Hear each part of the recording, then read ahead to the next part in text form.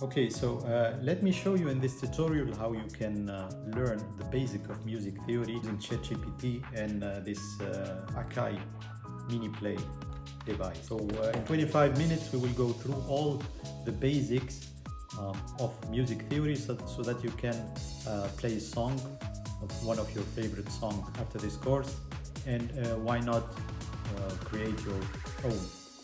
First disclaimer, I am myself an absolute beginner, so I made this tutorial for myself in the first place. So let's dive in, and I hope that you progress faster than me. So this is a prompt I used to create a 15-minute step-by-step tutorial with ChatGPT for beginner with AKAI Mini. So here you see the chapters. So I copied this ChatGPT output to slides to make it easier to read and understand, added some images and added some exercises. We will start with notes, then we will go into scales, chords and keys, chord progression, and melody and rhythm. At the end, you will be able to make a very, very basic song on the AKAI Mini. So to follow up with this course, you need two things. First thing is the AKAI Mini, which is a keyboard controller. You can buy it at Amazon for $100. With this you will learn how to play the notes, the chords, and so on. You can play every instrument on this kind of devices. It has everything. It has boxes, it has battery. You don't need to plug it into a laptop. You can take it with you and play everywhere and practice. The second thing is ChatGPT, is to create ideas and to have to generate the accords from songs, from your favorite songs. For example, let me show you something. So here, for example, you can generate the chords and the melody for one of your favorite songs. For example, here's Africa from the group Toto. So ChatGPT will generate the key and key chord progression with all the chords, the simplified melody, and the drum patterns. So with this, actually, you can start practicing and playing the file on your AKAI Mini. You can go even further, which we can do in another separate course. You can generate the MIDI file and import the MIDI file in your DAW software and then adapt it. Ask ChatGPT, I need the notes and chords for Shakeless. This is a song to play it on my AKAI Mini, and ChatGPT will generate all the chords. So after this course, you will be able to play in a simplified way all of your favorite songs. So let's see how far we can get. So in the first 5 minutes, we will learn about notes. So music has 12 notes. You notice that there is on your keyboard white keys and black keys. So let's start by the names of the white keys. It is almost like an alphabet, but we don't start with A, we start with C. C is the note left of the two black keys, and then we go up D, E, F, G, and then we reset to A, B, C. These are the 7. We go back to C. These are the 7 notes. We start with C and it repeats here. Here we have D, E, F, G. The same pattern repeats. You should always look at the two black keys, and left of the black keys is your starting point, C. So the black keys are, we go up, C sharp, D sharp, you see here D, D sharp, E, there's nothing, then F, F sharp, G sharp, and A sharp. So let's talk now about the distance between two notes. You noticed maybe that there are two types of notes. There are whole notes and half notes. So from C to D, it is a whole note. From C to C sharp, it is a half note. From E to F, there's no black key here, there's no note in between. So it is also a half note here. From F to F sharp is a half note. From F to G, it is a note. From G to G sharp is a half note, and so on. I think you understand the principle. Also in summary, the increment between each individual note is called a half note or semitone. So you need to remember this, because we will need that for when we talk about scales. So whole note and half note. When it comes to notation of whole note and half note, whole note is written as a hollow oval. Half note is an oval, so like a flag here. Quarter note, it's a filled oval or the flag, and eighth note. So you see the pattern here. But this kind of notation we will need use it in this course. So this is here an example of the notation of our note C, D, E, F, G, A, B, C, which you already saw. And let's go to another definition, which is an octave. Octave is the interval between one pitch and the other. For example, we said earlier that the same 7 notes repeat, C, here, and C, and the distance between those two Cs is an octave. It's actually the frequency doubles the higher you go on the scale. A very important practice to learn is to know how to number notes. We will use that later in the course. So we start on the scale with C 1, D is 2, E is 3, F is 4, and so on. So D would be, for example, 2 in our numbering system. A is 6. You will see there later why. So now it's time to practice what we've learned in this first 5 minutes. We will go to our AKAI device and play the white keys up from C, like a musical staircase, and then back.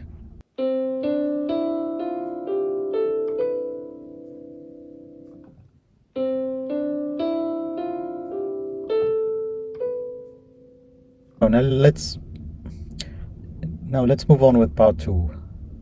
We will learn how to play a certain scale on a certain key.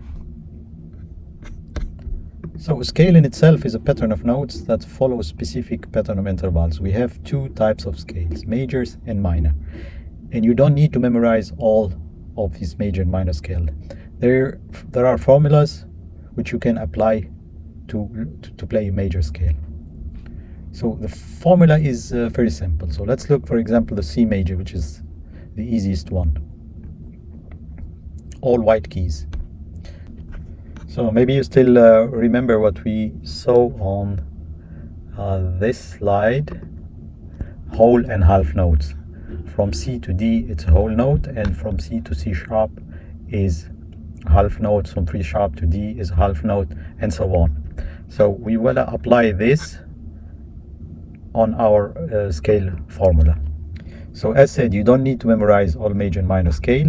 The formula for the major scale is whole, whole, half, whole, whole, whole, half.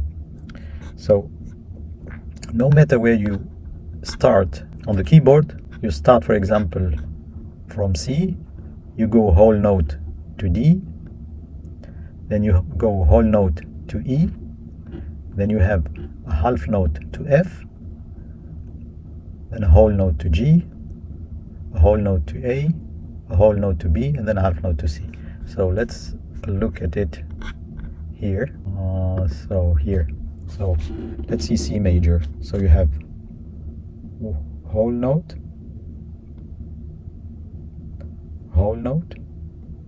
half note, there's no black key, it's half note, a whole note, a whole note, a whole note, and there is no black key here, a half note. So let's get back. So the C major is C, D, E, F, G, A, B, C, which is all white keys. This is the formula for major scale. So let's move on. So the minor scale, A minor, this is the sound, which is a little bit more somber and not as cheerful as the major, has another formula, which is a whole, half note, whole note, whole note, half note, whole note, whole note. And now let's do some practice and play the C major scale, the A minor scale, the F major scale. You can start from any note and apply the formula and play different scales. Okay, so now that you know the notes C, D, E, F, G, A, B, C, C sharp and so on, and we know also about the scale, major scale and minor scale, we will now introduce two new concepts, chords and key. So these are two concepts which are very related to each other. Chords are actually multiple notes played at the same time. So if you play a wrong note, you will hear it, even if you don't know music theory, you will hear it. Most common chord contain 3 notes. So you have here, for example, this chord, you have the root note, which is C, then you have the 3rd and the 5th. So in C major, I can play the root note, the 3rd, which is E, and the 5th, which is G, and that gives us the C major chord. So actually you are playing a note, skipping a note, playing a note, skipping a note, and then playing a note. So maybe you noticed that the space between those 2 notes is 4 half tones. 1 half tone, 2 half tone, 3 half tones, 4. And the space between the 3rd and the 5th is 1 half, 2nd half, 3 half, which means 4 half and then 3 half. So this is actually a formula which you can apply to all E major chords, 4 and 3. So look, for example, here, F major, the same. You have 4, then 3. The root is F, the 3rd is A, and the 5th is C. If the chord has 3 half tone and 4, it is a minor.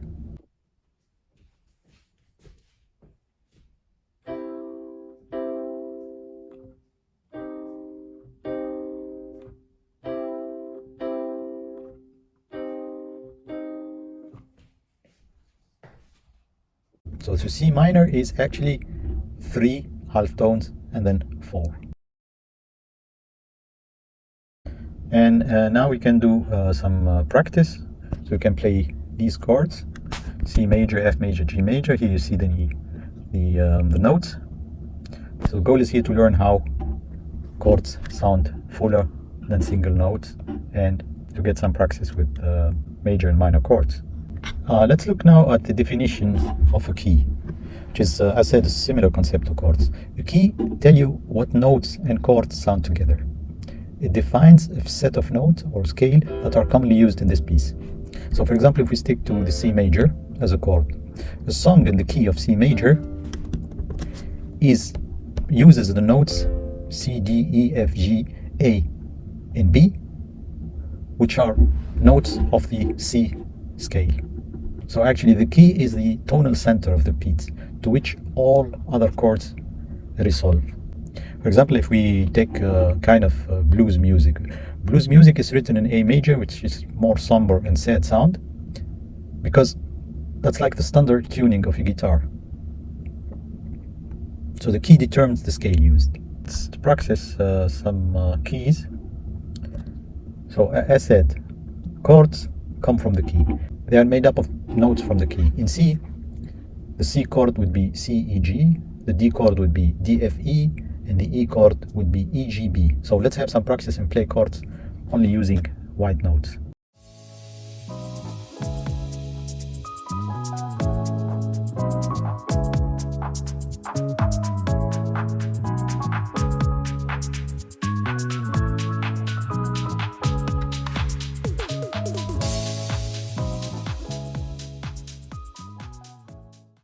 So let's move on, part 4, chord progression. So chords are grouped together to form progressions. So chord progression is essentially a series of chords. The key is where those chords belong. So you remember the numbering technique which we learned in the first part. We need now to practice a little bit of chord progression based on those numbers. So let's pick, for example, a random key and a random sequence of number. between 1 and 6. And then find the corresponding chords. So class sync 1 would be 1, 5, 6, 4. So it is written normally in Roman letters. When it is small, it is minor, and big, it is major. So if we stick to C major, let's start the first chord starting with C, C major, then G major, then A minor, then F major.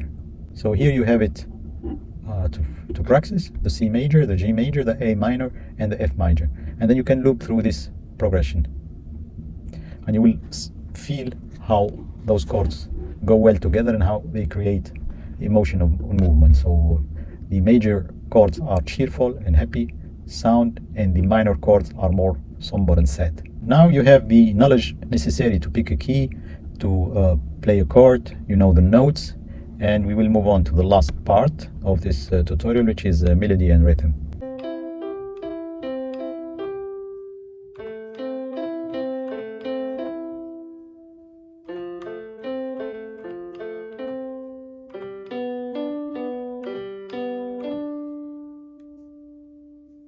So melody is actually a sequence of single notes which are played together with the chord, usually actually above the chord. This is actually the thing that you would sing with it, and you have all the ingredients now from the other 4 parts of this tutorial to pick up a root note, find out the other notes that goes with that key, then use the formula of major scale or minor scale to build the chords out of these notes, and then play the melody, which are single notes from the same key, along with the chord. This is the part where I'm still struggling and practicing myself. So the last component of the theory or the fundamental of music is the rhythm. So rhythm is how you time up your notes. So you can count or use some kind of beat machine. So to practice rhythm, you can also use the AKAI Mini. So it has pads. You can, for example, for a 4-beat rhythm, tap kick on pad 1s on beat 1 and 3, and tap snare on pad 2, 2 and 4. So let's look at it directly on the AKAI Mini.